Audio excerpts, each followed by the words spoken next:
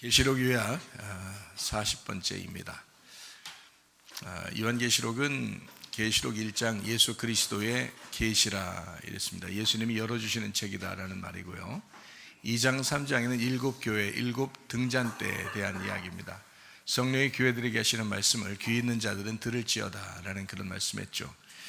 그리고 교회들에게 하시는 그 말씀들을 성령의 귀가 열려야 듣는다라는 것을 강조하고 있습니다. 그리고 이기는 자에게는 주님께서 보상을 내려주시는데 그 보상이 다 예수 그리스도십니다. 우리가 하늘나라 올라가서 받는 보상들은 사실 모두 다 예수 그리스도를 받는 겁니다. 예수 그리스도를 우리에게 보상으로 주신다. 다시 말하면 하나님을 우리에게 주신다라는 그런 말입니다. 그것이 우리에게 보상이죠. 참 놀라운 것입니다. 4장 5장에는 내생물 24종로 하늘예배, 6장부터 9장에는 일곱 인, 일곱 나팔에 대한 이야기가 있죠. 11장에는 두 증인, 두 감람나무, 두 등잔대에 대한 이야기입니다. 14장에는 14만 4천명 순결한 신부에 대해서 나와 있죠. 16장부터 18장에는 일곱 대접 음료짐승 심판에 대해서 나와 있습니다. 19장에는 어린 양이 오는 잔치 8절에 세막부 준비에 대해서 나와 있습니다. 20장에는 영 안에서 첫째 벌에 동참된 생명책에 기록된다는 말씀이 있습니다. 21장, 22장 새 예루살렘 생명나무 주님의 기다림 아멘 이렇게 되어 있는 책입니다. 우리는 이제 계시록을 1장, 2장, 3장, 4장, 5장, 6장, 7장, 8장, 9장, 10장, 11장, 12장, 13장, 14장, 15장, 16장 이제 걸쳐서 17장 그러니까 16장부터 18장까지가 음녀 짐승 심판에 대한 이야기인데 그 부분이 굉장히 우리에게 중요하다 그랬죠. 어린 양의 혼인잔치보다 더 중요합니다. 왜냐하면 어린 양의 혼인잔치는 성경에서 핵심이고 중심이거든요. 그게 우리의 결말이에요. 그러니까 그게 어린 양의 혼인잔치가 우리의 결말이고 그것 때문에 우리가 이 앞에 있는 부분들을 다루는 거거든요. 그러면 그 결말의 부분은 사실 우리가 뭐 따낸다고 해서 따내는 게 아니잖아요. 그 결말이라는 어린 양의 혼인잔치는 하나님이 주셔서 하나님이 은혜를 베풀어 주셔서 하나님이 제공하니까 어린 양의 혼인잔치가 있는 거거든요. 거기에 우리가 참여한다라는 겁니다. 그럼 문제는 이제 어떤 사람이 참여하냐라는 건 신부가 참여한다는 거거든요. 어린 양 대신 신랑 대신 예수님을 신부가 만난다는 거거든요. 그러면 이 앞에 부분에서 해결이 돼야 돼요. 이 앞에 부분에 뭐가 해결돼야 되냐면 음녀라고 하는 짐승을 따라가던 음녀라고 하는 육체의 부분이 해결돼야 신부가 되거든요. 그러면 자동적으로 어린 양 혼인잔치에 참여하는 거예요. 그러니까 우리에게 사실 중요한 것은 어린 양의 혼인잔치보다 더 중요한 육체 제거가 더 중요한 겁니다. 육체를 제거한다, 육체를 삭제한다 라는 것이 훨씬 더 중요한 일이었죠. 그것이 이제 이루어지게 되면 어린 양의 혼인잔치를 자동적으로 들어가게 된다는 겁니다. 그러니까 어린 양 혼인잔치를 우리에게 주십시오, 어린 양 혼인잔치를 참여하게 해주십시오 라고 기도하는 것이 중요한 게 아니라 그거는 이루어지는 거고요. 자동적으로 이루어지는 거고 그러니까 예를 들어서 아이가 공부를 열심히 했더니 성적이 좋더라 라는 그런 말 있죠. 아이가 공부를 열심히 했더니 성적이 좋아지더라. 그러면 여러분 기도할 때 성적 좋게 해주세요, 성적 좋게 해주세요 그렇게 기도해봐야 공부 안 하는 사람한테는 의미가 없잖아요. 공부도 안 하면서 성적은 좋게 해주세요, 성적은 좋게 해주세요 그렇게 말한다면 이것은 기적이나 표적을 구하는 거죠. 진짜 하나님의 어떤 의도, 그 말씀을 구하는 게 아니잖아요. 그러니까 공부를 열심히 하고 그리고 하나님 성적을 좋게 해주세요 라고 하는 건 괜찮죠. 그리고 공부를 열심히 했어요. 그리고 정말 잘했어요, 열심히. 그런 다음에 성적을 좋게 해주세요 라고 기도하지 않았어도 그래도 그냥 성적이 좋게 나온단 말이에요. 마찬가지예요. 우리가 육체라고 하는 나의 땅의 운명, 이 땅의 본토 친척 아비집이라고 하는 나 자신이죠. 나 자신을 제거하고 이것을 삭제했을 때 자동적으로 어린 양의 혼인잔치에 참여하게 된다는 겁니다. 그거는 기도하지 않아도 참여하는 거니까 우리가 사실 어린 양 혼인잔치는 핵심이고 중요한 거지만 그거를 강조할 이유는 없다는 겁니다. 우리가 강조해야 될, 이 땅에서 강조해야 될 부분이 바로 뭐냐면 너의 육체를 어떻게 할 거냐, 너 음녀의 삶을 어떻게 할 거냐, 그걸 어떻게 해결할 거냐라는 그 부분이 굉장히 중요하죠. 그래서 계속해서 그 부분을 지금 다루고 있는 겁니다. 16장부터 18장에는 음녀 짐승 심판에 대한 이야기가 나오기 때문에 그렇습니다. 그래서 그 부분을 우리가 해결해야 19장이라는 어린 양 혼인잔치에 참여하게 되기 때문에 우리는 계속해서 이 이야기를 하고 있죠. 계시록 17장 3절 4절입니다. 그 성령으로 나를 데리고 광야로 가니라. 내가 보니 여자가 붉은빛 짐승을 탔는데 그 짐승의 몸에 하나님을 모독하는 이름들이 가득하고 7머리와 10뿔이 있으며 그 여자는 자줏빛과 붉은빛 옷을 입고 금과 보석과 진주로 꾸미고 손에 금잔을 가졌는데 가증한 물건과 그의 음행에 더러운 것들이 가득하더라 라고 했습니다. 짐승 7머리 10뿔이 있고요, 여기다 7왕 10왕을 의미합니다. 그리고 여자는 음녀를 의미하는데 옛날로 말하면 예성전, 예성막, 이제 기적과 표적을 구하는 겉으로 보이는 것들, 이런 예배를 의미하는 겁니다. 그러니까 성전이 거룩한데 잘못된 것이 아니고 옛날로 돌아가자라는 그런 것이 이제 우리에게 잘못된 거죠. 그러니까 건물을 중심으로 해서 겉으로 보이는 것을 강조하는 예배, 이것은 중요하지 않다는 겁니다. 우리에게는 하나님께서 우리에게 보이지 않는 예배를 허락하셨어요. 영과 진리의 예배, 말씀에 대한 영과 진리의 예배를 허락하셨지 건물에 대한 또는 겉의 모습에 대한 예배를 강조하지 않으셨습니다. 그래서 그런 것들을 만약에 강조한다 그러면 겉 껍데기를 강조하는 거죠. 그런 모습들이 바로 음녀가 따르는 짐승들입니다. 음녀가 따르는 짐승들. 그러니까 그를 쉽게 얘기해서 육체다라고 이야기하는 거죠. 로마 가톨릭이 그랬습니다. 로마 가톨릭의 종교 지도자들, 그들이 마치 그 로마 가톨릭을 따르는 종교 지도자들, 그 음녀와 같은 그런 사람들입니다. 자줏빛 붉은빛 옷을 입고 금, 보석, 진주로 꾸미고 금잔을 가졌다. 이게 지금의 로마 가톨릭에서 그대로 겉으로 보여지는 모습들이잖아요. 그게 로마 가톨릭에서 이루어지는 그런 이야기들입니다. 그냥 봐도, 딱 봐도 나타나는 그런 현상들이잖아요. 그러니까 아니다, 뭐 그들은 그렇지 않다라고 말해도 겉의 모습은 그렇게 보인다 이 말이죠. 가증한 물건, 이것을 음행에 더러운 것들이다 라고 했습니다. 로마가 그것을 계속 이어받아서 그 예수를 죽인 그 로마가 계속, 이제 로마 시대는 없어졌죠. 지금 시대는 다 이제 뭐 세상이 지금 로마 시대 이후로 유럽이 바뀌었고, 근데 로마는 이제 이탈리아라고 하는 작은 나라를 만들어서 그 나라 안에 있는 로마 가톨릭, 그들이 이제 또 전 세계의 어떤 그 지배력을 가지고 있는 힘을 과시하고 있다라고 하는 것은 우리가 잘 알고 있는 그런 내용들입니다. 그들이 예배하고 있는 것들은 사실 중심의, 영과 진리의 어떤 중심의 예배를 드리는 것이 아니라 겉의 모습의 예배를 드리고 있다라고 하는 것을 우리는 화려하고 뭐 겉의 모습이 화려한 그런 모습들의 예배를 드리고 있다라고 여러분 저는 보게 됩니다. 이것이 음행, 다시 말하면 음녀가 이제 행하는 종교의 예배입니다. 종교의 예배는 겉이 화려하죠. 신부의 예배는 겉이 화려할 이유가 없습니다. 하나님의 말씀을 영으로 진리로 깨닫는 것이니까 이것은 화려할 이유가 하나도 없죠.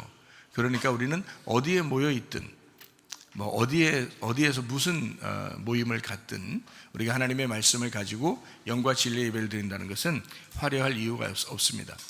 빛나고 깨끗한 세마포 옷을 입으면 되는 거죠. 화려한 옷이 아닙니다. 색깔이 있는 옷이 아닙니다. 색깔이 오히려 없는 옷을 입는 거죠. 그게 신부라는 말입니다. 그 말은 쉽게 얘기해서 진리의 말씀을 가졌다라는 그런 말이죠. 순수한 거룩한 진리의 말씀을 가졌다, 이렇게 이야기하는 것입니다. 그러나 음녀는 다르죠. 음녀는 화려한 색깔을 입고 있습니다. 그래서 말씀도 화려하게 하려고 그러고 어떻게든지 예배를 화려한 어떤 행사 중심의 그런 예배를 드리려고 하는 그런 모습들이 우리는 보여집니다. 그런데 이런 모습들이 과연 진실한 그 예배의 모습일까라고 하는 것은 우리가 점검해 봐야 된다라는 그런 것입니다. 율법이 육체를 정죄하고 심판을 합니다. 바벨, 음녀, 육체는 율법으로 구원받으려고 노력하는 자들을 이야기합니다. 다시 말하면 바벨 때부터 마찬가지죠. 위로 이렇게 올라가는 예배를 드렸잖아요. 가인도 열심히 농사 지어서 하나님 앞에 예배 드리려고 했습니다. 하나님 앞에. 그런데 하나님은 그런 예배를 받지 않는다는 거죠. 문제는 우리가 하나님께서 우리에게 오셔서, 이 땅에 오셔서 우리를 위해서 죽으셨다라고 하는 것이 우리에게 구원이지, 우리가 노력을 해서 구원을 받는다라고 하는 것은 의미가 없다는 겁니다. 성경적으로요. 그래서 노력으로 구원을 받는다라고 하는 것을 성경엔 율법이라고 이야기해요. 노력하지 않는데도 구원을 받는다, 이것을 은혜라고 하는 것입니다. 그러니까 우리 보고 뭐라고 하냐면, 주님은 믿음을 가져라, 주님을 의지해라, 주님을 인정해라, 주님을 신뢰해라, 주님을 믿어라, 이렇게 이야기하죠. 우리는 다른 것이 없었어요. 믿음입니다. 그 믿음이 물론 순종이 따라와야 된다라고 하지만 그 믿음이 우선이다라는 거죠. 여러분 생각해 보세요. 사랑하면 복종하게 돼 있습니다. 사랑하면 복종하게 돼 있어요. 남편과 아내를 잘 생각해 보세요. 사랑하면 뭔가를 해주고 싶죠. 사랑하면, 그러니까 뭔가를 해라, 그러면 사랑받을 거야 라는 건 율법입니다. 그렇죠? 뭔가 해야 돼, 그러면 사랑해 줄 거야 하면 이것은 노력이고 율법이에요. 행위의 구원을 강조하는 거죠. 그러나 야, 사랑하니까 이렇게 하는 거야, 사랑하기 때문에 내가 이렇게 한 거야, 이러는 건, 이건 은혜죠. 이건 사랑의 복음의 법칙이란 말이에요. 마찬가지예요. 주님께서 우리에게 구원하시는 그 방법은 율법으로 구원하는 것이 아니고 믿음으로 구원한단 말이에요. 믿음으로 너 순종해라 라는 것인데, 순종을 가지고 있는데 순종을 해야 너 믿음 생긴다 라는 그런 말이 아니잖아요, 성경에. 그러니까 믿음이 있는데 순종하지 않는 걸 보면 너 믿음이 있는지를 의심해 봐라 라는 거잖아요. 그러니까 믿음에 대한 확신, 믿음에 대한 시험을 해보라는 거예요. 그런 거죠.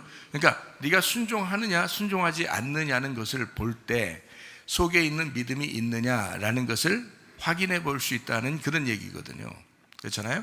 그래서 진짜 사랑도 네가 사랑하느냐, 사랑하면 행함으로 나타나게 돼 있다라는 그런 면에서 행함이 없는 믿음은 죽은 것이다 라고 이야기한 거죠.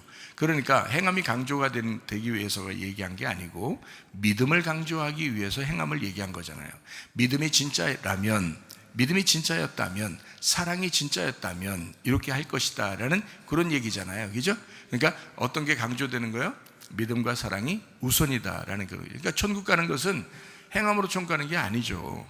우리가 믿음으로 총 간다라고 하는 거죠. 그 행함이 왜 나타나냐? 진짜 믿었으니까 나타나는 거고, 사랑이 진짜 사랑하니까, 주님을 사랑하니까 나타나는 거라는 거죠. 이거는 자동적으로 나타나는 거지, 이걸 나타나게 해주세요라고 기도할 필요가 없다는 겁니다. 주님을 믿게 해주세요라는 건 기도해야 돼요. 주님을 내가 사랑하게 해주세요, 이건 기도해야 돼요. 그러나 행함이 나타나는 건 자동적으로 나타나야지, 내가 그렇게 행함을 나타내도록 하게 해주세요, 그러면 안 되죠. 그건 의미가 없는 겁니다. 예를 들어서 포도나무에는 포도가 열리게 되어 있습니다. 근데 그 포도가 열리는데 자동적으로 열려요. 포도나무니까 포도 열매가 자동적으로 열리는 거잖아요. 그런데 포도 열매를 맺게 해주세요, 포도나무가 스스로 포도 열매를 맺게 해주세요, 포도 열매를 맺게 해주세요, 그럴 이유가 없단 말이에요. 포도나무니까 포도 열매를 맺는단 말이에요. 거기에 무슨 감이 열리겠어요? 배가 열리겠어요? 거기에 포도가 열리게 돼 있단 말이에요. 자동적으로 열리는 거예요. 그러니까 이런 열매를 맺게 해주세요 라고 하지 말고, 그런 포도나무가 되면 포도 열매는 나오게 돼 있다는 거죠. 마찬가지예요. 믿음이 있다면 넌 행함이 나타나게 돼 있다는 거예요. 네가 주님을 사랑하게 된다면 반드시 너는 순종함으로 나타나게 돼 있다는 거예요. 남편과 아내를 사랑하게 돼 있으면, 그러면 사랑하게 된다면 반드시 행함으로 나타나게 돼 있다.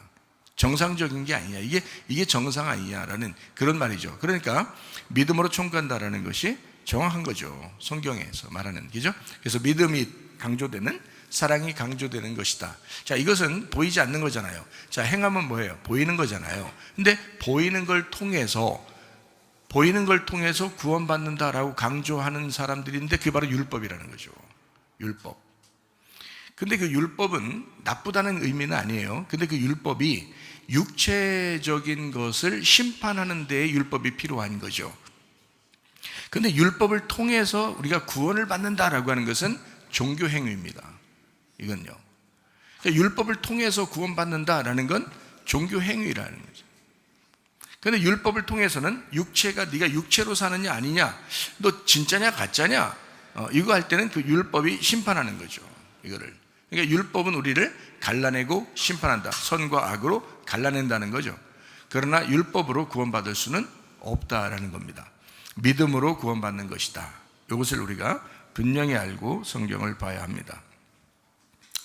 육체라고 하는 것에서 실패한 사람들이 여호수아에도 아간이라는 사람이 여리고를 통해서 실패하게 되죠. 시날 땅에 있는 바벨, 거기에 있는 것들을 좋아했다라는 그런 말입니다.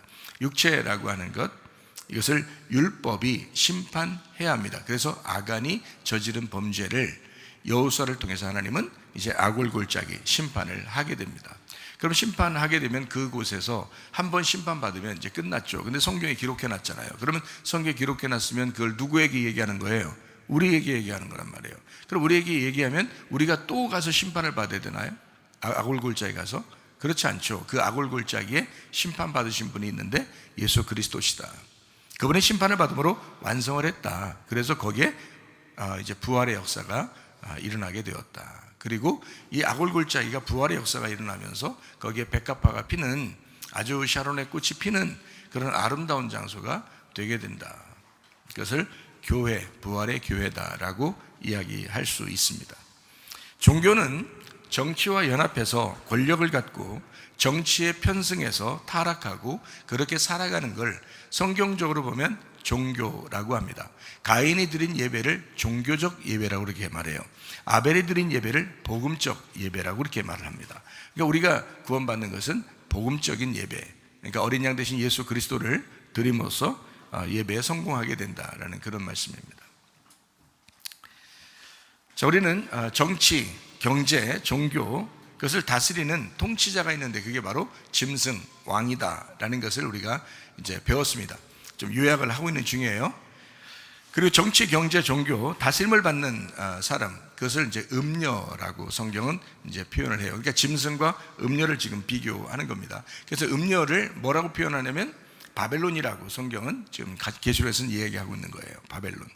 이거를 잘 이제 이해해야 되는 것은 왜 바벨론이라고 했느냐라고 하는 것을 잘 이해해야 하는 것은 신부가 뭐냐라고 하는 걸 설명하기 위해서라는 말이에요.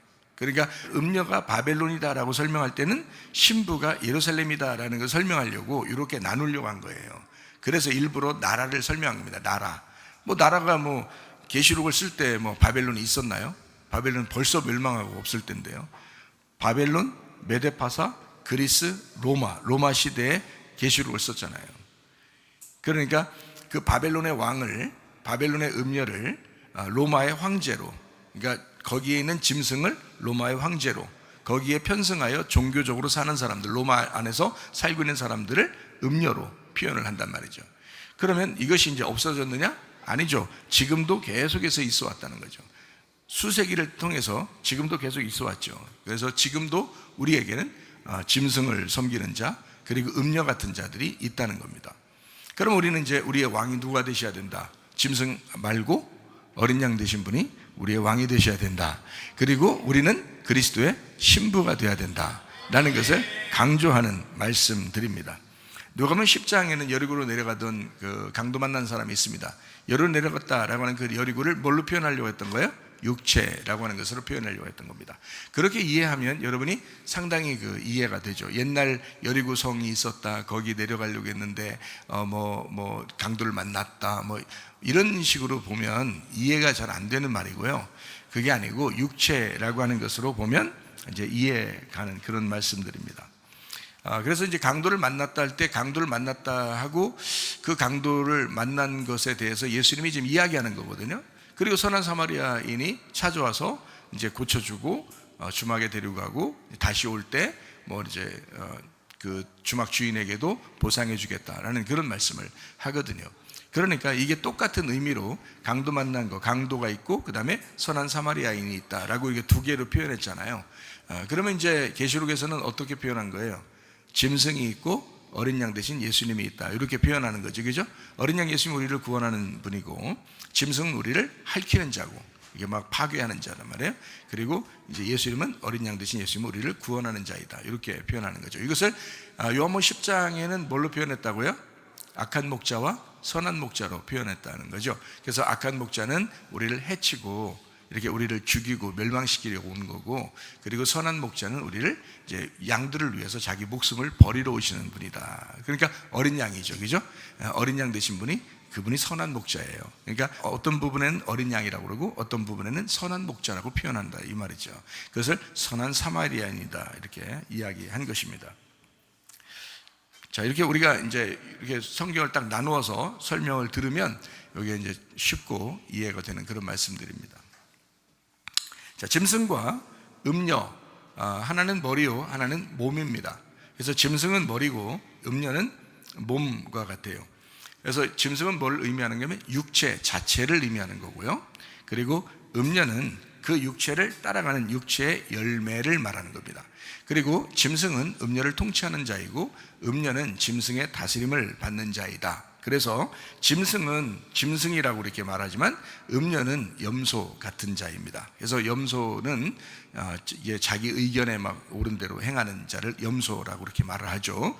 성경에서 양은 목자의 음성에 귀를 기울이고 순종하는 자를 양이라고 이렇게 말하고, 염소는 자기 뜻대로 사는 자를 이제 염소라고 이렇게 말하는 겁니다. 여러분은 다 양이 되셔야 되겠죠. 여러분 양처럼 사셔야지 염소처럼 살면 큰일 납니다. 특별히 우리 교회에서는 인정을 별로 못 해주니까, 염소로 살려고 하면 인정을 못 해주니까 여러분이 아마 서운할 거예요. 우리 교회에 다니려면 내가 염소 같아도 나를 좀 이렇게 좀 이뻐해주고 그래야 되지 않나 이렇게 생각할지 모르겠지만, 염소처럼 행동하면요 사랑받을 수 없습니다. 염소를 양으로 바꾸려고 주님께서 그렇게 말씀을 주신 거고, 그리고 우리가 회개해야 된다는 그런 말씀이 있잖아요. 성경에 회개해야 거듭나는 거고 주님의 나라에 가니까 우리는 무조건 회개해야 돼요. 회개한다는 말이 다른 말로 말하면 날마다 죽어야 된다라는 그런 말이거든요. 날마다 죽어야 된다, 날마다 회개해야 된다. 그렇게 그러면 육체라고 하는 이 염소에서 영으로 양으로 딱 이렇게 올라가야 되거든요. 바뀌어야 되는 것, 그걸 회개라고 그러지. 염소가 계속 염소짓 하면서 자기 인정해달라고 그러면 그게 무슨 회개입니까? 말도 안 되죠. 그런 말씀이 그렇게 그렇게 부드럽게 사람들을 이해해 주려고 한다면 그건 인본주의죠. 그건 사람 중심의 말씀이란 말이에요. 하나님 중심의 말씀이라고 하는 건 그 사람이 기분 나쁘든 기분 좋든 어쨌든 너 회개해야 돼. 염소가 양으로 바뀌어야 된다. 음녀가 신부로 바뀌어야 된다. 그렇게 바뀔 때까지 너에게 말씀을 증거하리라. 이렇게 해야, 그래야 신본주의죠. 주님 중심의 말씀을 증거하는 것이다 라는 그런 말입니다. 이해가 되시겠죠? 그래서 우리 교회는 염소 같은 사람들을 별로 인정하지 않습니다. 인정해 줄 의향도 없어요. 그럼 그래도 사랑해 줘야죠. 사랑하죠. 왜 안 사랑해요? 스님도 사랑하는데. 우리가 스님도 사랑하죠. 지나가는 거지도 사랑하고 다 사랑합니다. 우리가 동물도 사랑해요. 우리가 우리 집에 키우는 그 강아지도 얼마나 사랑하는데 우리가요. 안 춥게 해주려고 이불도 깔아주고 막 그렇게 덮어주고 막 건빵도 사다 주고 얼마나 잘하는데요. 그러니까 그런 모든 사람을 사랑하듯이 사랑하는 거예요. 그렇게 사랑하지만 우리가 하나 될 수는 없잖아요. 하나 된다는 건 그리스도의 몸이 돼야 된다는 거거든요. 그리스도의 몸이 되려면 신부가 돼야 돼요. 그러려면 양이 돼야 돼요. 회개한 사람이 돼야 돼요. 거듭난 사람이 돼야 돼요. 그래야 그리스도 안에서 하나가 됩니다. 그런 사람과 동역하고 그런 사람과 한 몸이 되고 그런 사람과 그 교회를 위해서 열심히 봉사하다가 주님 나라에 가는 거죠. 그게 축복 아닙니까? 자기 혼자 막 그냥 염소짓 하면서도 자기를 사랑해 주나 안 하나 보자 이렇게 사랑해주면은 어떻게 해야 되나? 어떻게 사랑해주나? 사랑해주는, 저는 사랑해준다고 생각하는데 많이 혼내야 사랑해준다고 생각해요. 그런 사람들은. 그렇죠? 염소는 많이 혼내서 양되게 만들어야지. 그게 사랑이라고 생각해요. 우리 자식들한테 제가 잘못하면 혼내지, 안 혼내겠어요? 우리 자식인데? 제 자식을 다른 사람들이 혼내겠어요? 다른 사람 못 혼내요. 내가 혼낼 수밖에 없어요. 우리 자식이니까. 남의 자식은요, 제가 안 혼내요. 그 부모가 혼내야지. 그렇잖아요? 잘못하는데도 그냥 둔다? 그럼 버릇없는 사람 되죠. 아이고 어느 날 철들지 아니 이 세상 모든 사람이 다 철든다면 잘 생각해봐요. 왜 사람들을 해치는 사람이 있을까요? 왜 다른 사람들에게 해를 끼치는 사람들이 왜 있냐고요. 생각을 해보시라고. 어릴 때 안 혼나서 그래요. 어릴 때 제대로 부모의 교육을 받지 못해서 그렇습니다. 여러분, 어릴 때 제대로 된 그 부모의 교육을 받았다면 다른 사람에게 해코지하거나 다른 사람을 피해를 주거나 다른 사람을 해치지 않는다는 거죠. 근데 다 철든다면 그럴 사람이 한 명도 없어야죠. 나이가 먹어가면서 한 명도 없어야지. 근데 왜 그런 사람들이 많습니까? 부모 교육이 잘못됐기 때문에 그런 거잖아요. 부모 교육이. 제대로 훈련을 시킬 때 못했고, 혼낼 때 제대로 못 혼냈고, 제대로 칭찬할 때 제대로 칭찬을 못했단 말이에요. 제대로 된 교육이 안 됐다는 거죠. 그런 사람들이 나중에 이상한 방향으로 흘러가는 겁니다. 그러면 봐요. 여러분, 우리 교회 와놓고 교회에서 그냥 여러분 다 잘했다 해주면 여러분 버릇없는 사람 됩니다. 하나님 앞에서 우리가 서로 하나 되고 서로가 깎여지고 겸손하고 온유하고 이렇게 서로 하나 되는 그런 한 공동체가 되기 위해서 서로 하나로 모이라고 주님이 하셨는데, 그래서 구원받아 교회 안에서 충성하다가 그 믿음 지키다가 하늘나라 오라고 주님이 우리에게 부탁하셨는데, 근데 여기서 계속 자기 혼자 자기만 알아달라고, 자기 혼자예요. 자기 혼자. 자기를 잘해주나 안 해주나 보자 이렇게만 하고, 그러면 이상한 사람이죠. 그럼 빨리 그 사람이 염소짓을 그만두고 회개하시고 양으로 돼야죠. 음녀짓을 그만두고 빨리 신부가 되려고 회개하셔요. 그래서 회개시키는 것, 회개시키는 목사, 그게 진짜죠. 그게 진짜 좋은 거잖아요. 그게 진짜 사랑하는 방법이란 말이에요. 저는 그 사랑하는 방법을 바꿀 생각이 없습니다. 제가 많이 다른 걸로 혼내진 않아요. 말씀을 정확하게 이야기함으로써 그 말씀을 듣고 여러분이 회개하기를 기다린다고요. 저는요. 여러분, 주님께서도 그렇게 하지 않겠습니까? 그게 사랑이라고요. 저는 그게 사랑이라고 믿는 사람입니다. 그래서 여러분에게 그냥 아유 괜찮아 오늘날 철들겠지. 철 안 들어요. 철 안 드는 사람 되게 많아요. 나이 먹고도. 그거 뭐 하는 짓이냐고. 안 된다고요. 철 들어야지. 말씀 듣고 철 들어야 돼요. 그러니까 성경에서 우리에게 늘 가르치잖아요. 처음부터 창세기부터 요한계시록까지 가르치는 게 뭐라고요? 육체를 제거해야 된다. 너 본토 친척 아비집을 떠나야 된다. 너 땅의 운명에서 벗어나야 된다. 하늘의 운명으로 다시 갈아타야 되고, 너는 회개하고 거듭나야 된다. 너 영의 것을 따라가야 된다. 양이 돼야 된다. 그리스도의 신부로 바뀌어야 된다 라고 계속 강조하려고 성경을 써서 우리에게 강조하고 있는 말씀인데, 그런 말씀은 증거하지 않고 계속 좋은 말만 한다면 이상하잖아요. 그런 말씀들은 좀 이상한 말씀들이에요. 그렇잖아요. 실제로 제가 만약에 여러분에게 어린 양이 오는 잔치에 참여하세요, 어린 양이 오는 잔치에 참여하세요 라고 계속 지금부터 죽을 때까지 계속 그냥 어린 양이 오는 잔치 이것만 계속 강조한다면 막 몇십 년을 그렇게 설교하다가 다 갔다, 서로 다 갔다 그러면, 이 앞에 육체를 제거해야 된다는 이 말들을 안 해주고 회개를 촉구하지 않고 그냥 어린 양이 오는 잔치 우리는 다 들어갈 거예요, 우리 어린 양이 오는 잔치 우리 다 들어갈 거예요. 아니, 이 세상에 모든 사람이 다 들어간다면 이렇게 얘기해도 되죠. 이 세상에 모든 사람들이 가만히 있는데도 다 어린 양이 오는 잔치에 들어간다면 그러면 감사하죠. 그러면 어린 양이 오는 잔치만 얘기해도 돼요. 그런데 어린 양이 오는 잔치에 많은 사람이 가지 못한다는 겁니다. 거기는 좁은 문이고 좁은 길이라는 거예요. 가는 사람이 아주 적다는 거예요. 주님을 만나는 사람이 아주 적다는 거예요. 성 안에 있는 사람이 아주 적다는 거예요. 다 성 밖으로 쫓겨난다는 겁니다. 그러면 우리는 뭘 강조해야 되냐는 거야. 이거를 강조하는 게 아니라 앞에서 너 어떻게 해야 어린 양의 혼인잔치에 들어갈 수가 있어. 그러니까 요 앞에 있는 것을 제발 우리 회개하자. 우리 제발 나를 부인하고 나의 십자가를 지고 주님을 따라가자라고 이야기해야 된단 말이에요. 그게 정상적인 말씀이라는 거예요.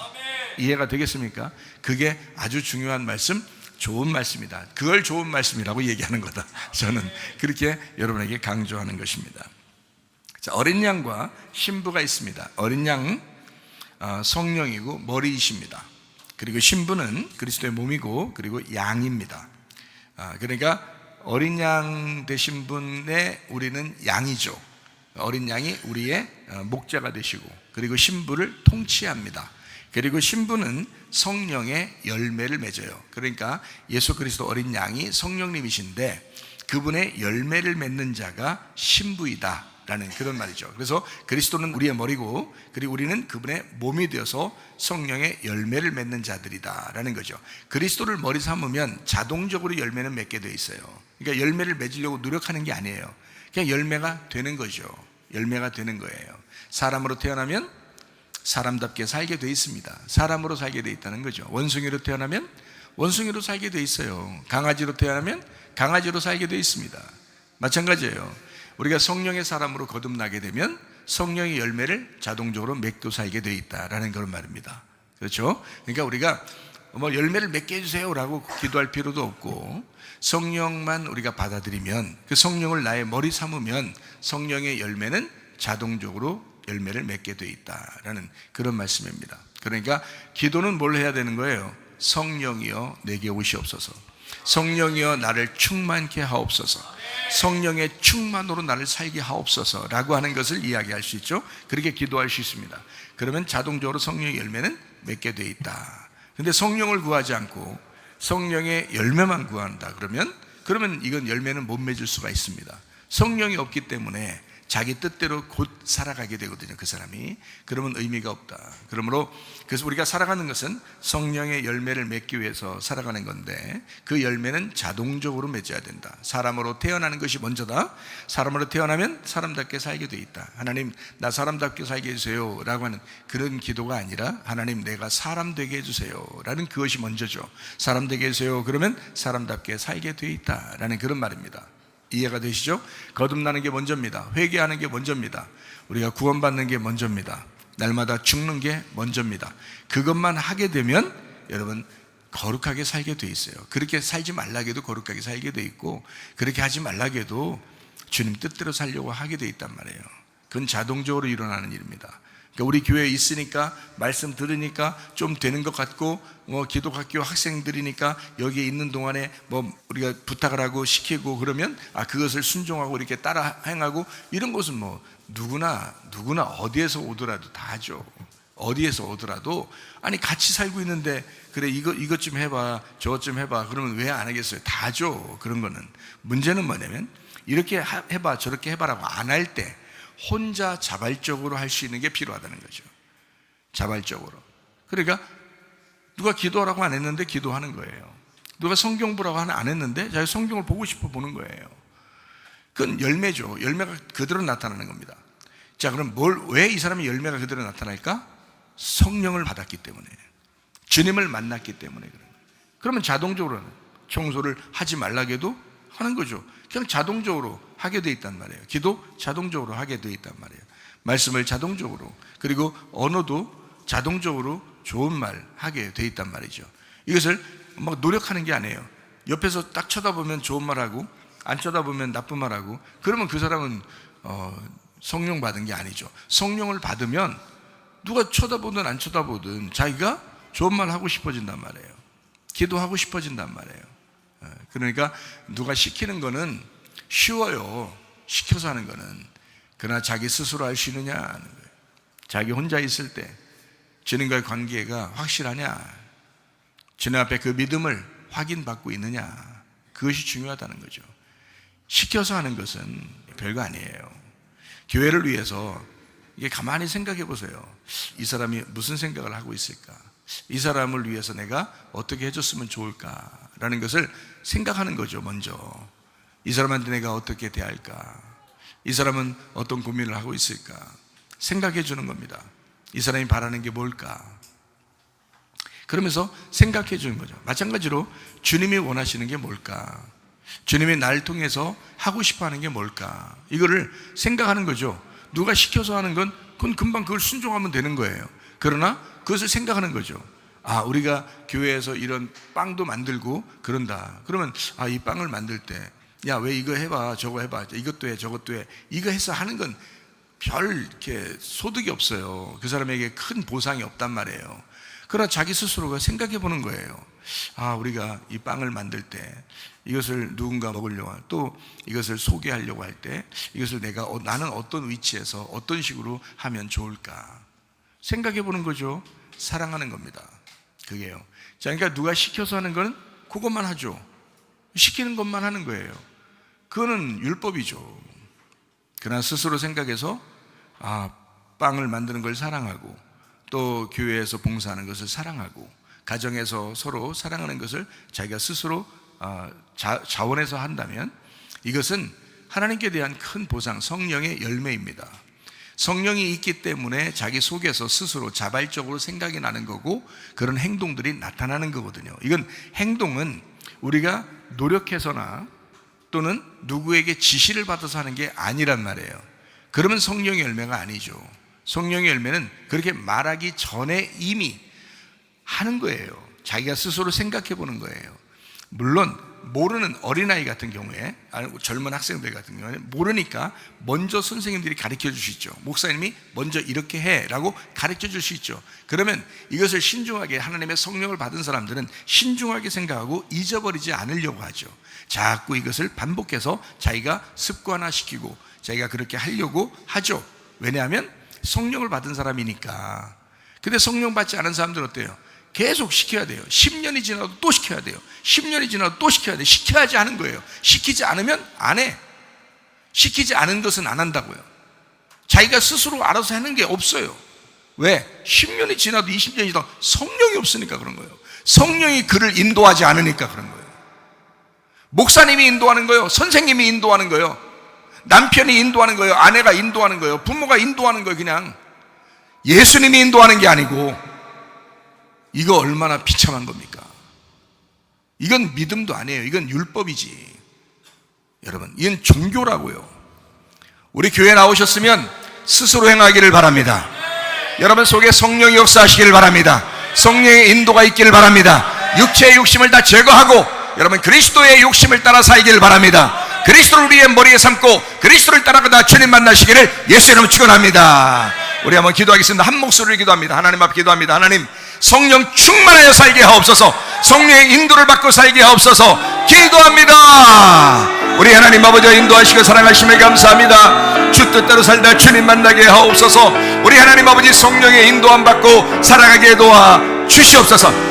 비염은 떠나갈지어다. 아토피 떠나갈지어다. 의자며 떠나갈지어다. 어지럼증 사라질지어다. 두통은 사라질지어다. 르마티스 관절 떠나갈지어다. 어깨 통증 사라질지어다. 허리 디스크, 목 디스크 떠나갈지어다. 심장병 온전해질지어다. 각종 종양 암돌이 떠나갈지어다. 감기 몸살 온전해질지어다. 협착증 사라질지어다. 건설피부 온전해질지어다. 이명은 사라질지어다. 자가면역 질환 온전해질지어다. 식도염 사라질지어다. 유리개석 떠나갈지어다. 전립선 온전해질지어다. 우울증, 불면증, 환경, 두려움한 초조 다 떠나갈지어다.